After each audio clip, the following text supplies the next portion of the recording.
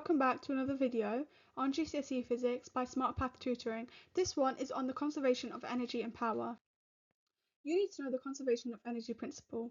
The conservation of energy principle is that energy is always conserved. Energy can be transferred, usually stored or dissipated, but can never be created or destroyed. When energy is transferred between stores, not all of the energy is transferred usefully into the store that you want it to go to. Some energy is always dissipated when an energy transfer takes place.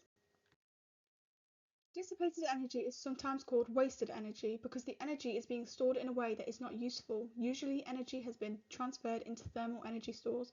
A mobile phone, for example, is a system. When you use the phone, energy is usefully transferred from the chemical energy store of the battery in the phone, but some of this energy is dissipated in this transfer to the thermal energy store of the phone. You may have noticed that your phone feels warm if you've been using it for a long time. You also need to be able to describe energy transfers for closed systems. For example, a cold spoon is dropped into an insulated flask of hot soup, which is then sealed. You can assume that the flask is a perfect thermal insulator, so the spoon and the soup form a closed system. Energy is transferred from the thermal energy store of the soup to the useless thermal energy store of the spoon, causing the soup to cool down slightly. Energy transfers have occurred within the system, but no energy has left the system, so the net change in the energy is zero.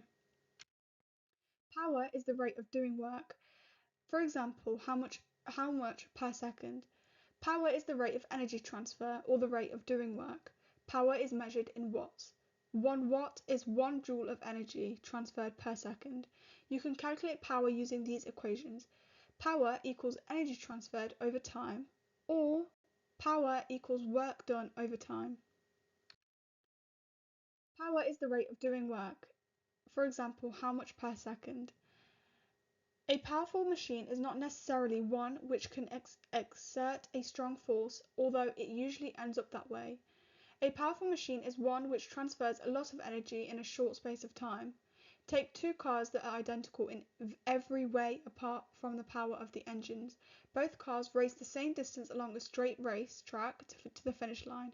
The car with the more powerful engine will reach the finish line faster than the other car, i.e. it will transfer the same amount of energy but over less time. And that's the end of the video. Hope you enjoyed it.